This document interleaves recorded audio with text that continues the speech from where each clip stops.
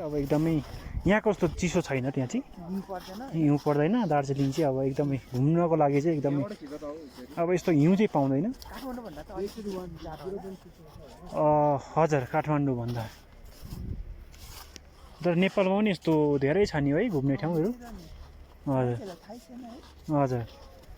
अन्य अलिकति टुरिज्महरू भयो भने त कति दामी छ नि हो नेपाल ठाउँमा हजुर टुरिज्मलाई चाहिँ प्रमोट गर्नुपर्ने होइन अनि यसलाई अलिकति डेभलप गर्नुपर्ने हो हजुर तर नेपालको पो त होइन यस प्रकारले त हजुर र यो चाहिँ अब अलिकति इन्डियाले त गर्छ हजुर बिस्तारै बिस्तारै इन्डियाले त गर्छ पक्कै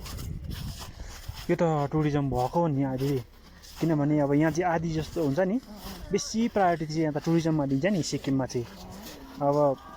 जुनै गभर्मेन्टले पनि प्रायोरिटी यता उसलाई दिन्छ टुरिज्मलाई र टुरिज्म भएर चाहिँ अलि यस्तो सिजनमा चाहिँ एकदमै बेसी हुन्छ टुरिस्ट पिक सिजन लाग्छ नि अब मार्चदेखि चाहिँ हजुर अप्रिल मेसम्म चाहिँ एकदमै पिक सिजन हो जुन जुलाईदेखि त पुरा पानी पर्न थाल्छ हो हजुर हजुर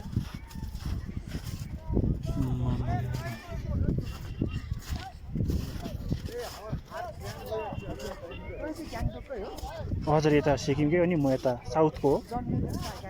हजुर हजुर मेरो जन्मथली नै यही हो अब चाहिँ हिउँ पर्ने सम्भावना हजुर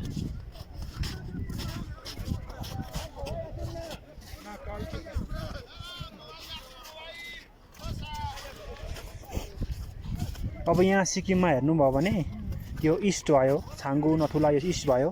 नर्थमा पनि यस्तै छ नर्थमा चाहिँ एकदमै दामी झन् फेरि त्यो हुन्छ नि हिमाल त्यो पाहाडबाट गुज्रिनुपर्छ यहाँ चाहिँ अब हजुर अलिकति हुस्सेले गर्दा अलिकति चाहिँ यो भयो कि तर केही छैन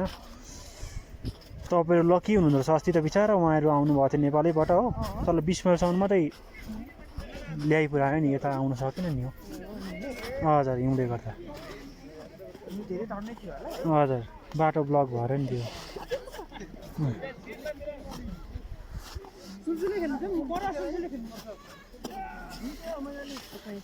यो खै हो